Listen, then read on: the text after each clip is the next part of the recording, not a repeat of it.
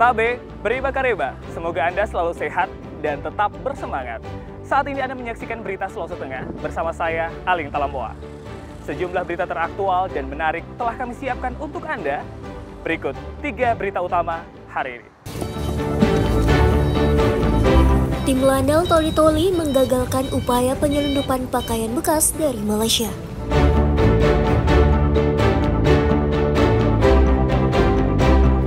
Polresta Palu menangkap 2 pengedar sabu-sabu dan menyita sejumlah barang bukti.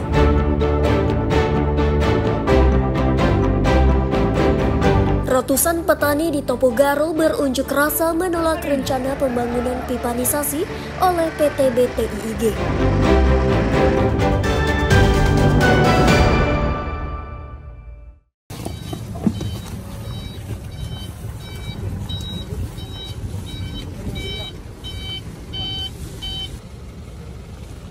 Upaya penyelundupan 280 bal pakaian bekas impor ke Kabupaten Buol digagalkan oleh tim intelijen Pangkalan Angkatan Laut Toli-Toli.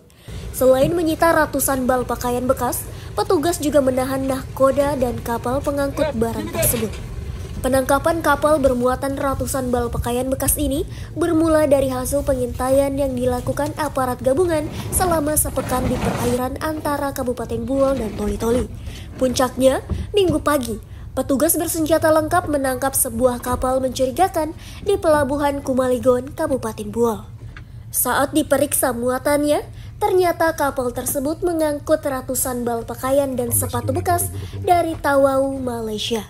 Kepada petugas, nahkoda kapal mengakui jika barang bekas tersebut rencananya dipasok ke Kabupaten Buol. 80 balpres dari 280 ke 272 itu pakaian dan sisanya sepatu. Ini barang bukti ini akan kami titipkan ke kejaksaan sambil menunggu kami melaksanakan penyidikan dan pemberkasan. Selanjutnya kegiatan ini akan setelah selesai pemberkasan kami akan serahkan kepada kejaksaan. Kapal pengangkut pakaian dan sepatu bekas ini ditahan di Pangkalan Angkatan Laut Toli-Toli. Nahkoda kapal berinisial R juga ditahan karena tidak dapat menunjukkan dokumen resmi isi muatan kapal tersebut. Muhammad Syamanto melaporkan dari Buol.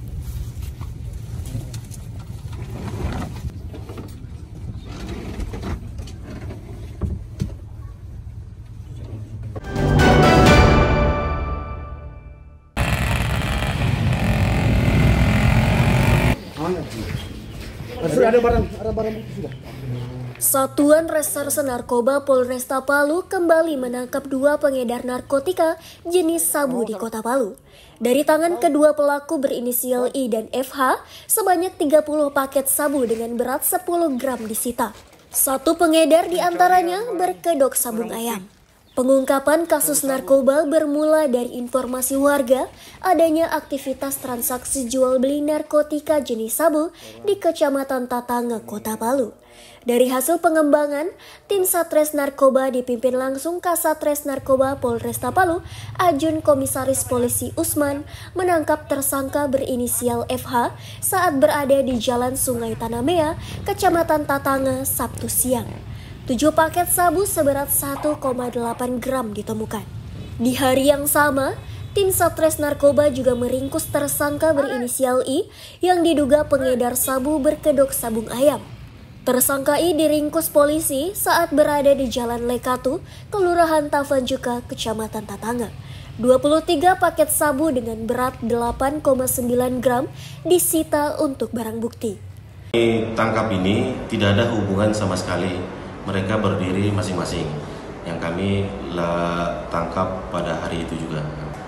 Keduanya tetap masih ada di Sat Narkoba dalam proses penyidikan lebih lanjut dan sudah kami tetapkan juga sebagai tersangka. Untuk J, inisial J atau inisial E itu memang sudah menjadi target karena di mana di tempat yang bersangkutan itu setiap malam melakukan kegiatan ayam box. Nah, di dalam kegiatan ayam box itu beredar juga narkotika di dalamnya. Nah, dalamnya sehingga kami men-TO yang bersangkutan karena ada kegiatan sabu di dalam arena ayam box tersebut. Pelaku langsung digelandang ke Mapolresta Palu untuk diinterogasi. Pihak Satres Narkoba Polresta Palu kini tengah mendalami kasus sabu-sabu tersebut. Kedua tersangka ditahan dan menjalani pemeriksaan. Atas perbuatannya, kedua pelaku dijerat pasal 114 ayat 2 dan pasal 112 ayat 2 dengan ancaman hukuman pidana penjara maksimal seumur hidup. Syahrul Cahya melaporkan dari Palu. Sudah ada barang bukti sudah.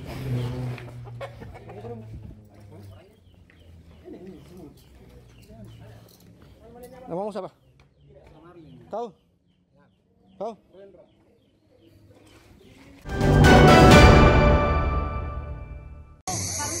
Berkumpul di lokasi.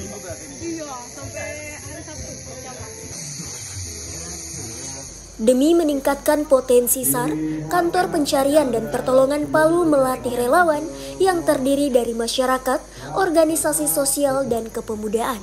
Pelatihan melibatkan sebanyak 50 peserta bertempat di Taman Hutan Raya Kabupaten Sigi. Para peserta dilatih dan dibina mengenai beberapa pengetahuan tentang pencarian dan pertolongan, khususnya di hutan dan pegunungan. Pelatihan sengaja digelar untuk meningkatkan potensi SAR yang nantinya siap membantu tugas tim SAR saat menjalankan tugas. Mereka ditempa untuk siap siaga. Beberapa materi diberikan, mulai dari pengetahuan medis, evakuasi, dan pengetahuan navigasi darat. Para peserta akan menjalani pelatihan teori hingga praktek selama sepekan 5-10 Mei 2025. Potensi pelatihan teknis terkait dengan pertolongan di gunung hutan. Jadi Basarnas melaksanakan pelatihan untuk beberapa organisasi, lembaga, dan organisasi pemuda untuk dibina, dilatih untuk meningkatkan kesiapsiagaan karena mereka potensi adalah bagian dari Basarnas yang akan membantu dalam pelaksanaan tugas pencarian dan pertolongan di wilayah Provinsi Sulawesi Tengah ini.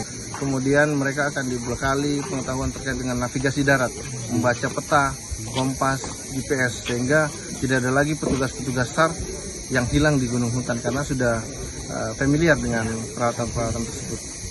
Peserta yang mengikuti bukan hanya dilatih terkait teknik SAR, melainkan juga menanamkan jiwa dan semangat sosial. Mereka mengaku mengikuti pelatihan demi meningkatkan kemampuannya.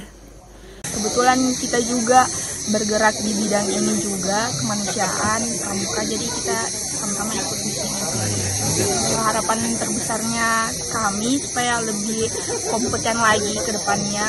Jika ada kegiatan yang bisa kami bantu juga. Tak berhenti di situ saja, para peserta akan diuji kemampuan pasca pelatihan untuk menilai kemampuannya. Peserta yang lolos uji akan diajukan untuk mengikuti uji kompetensi sebagai tindak lanjut. Sertifikasi sebagai bukti formil kompetensinya dalam pencarian dan pertolongan. Syahrul Cahya melaporkan dari Kabupaten Sigi. Sudah semua? 3, 4, tapi sudah masuk. Sudah masuk.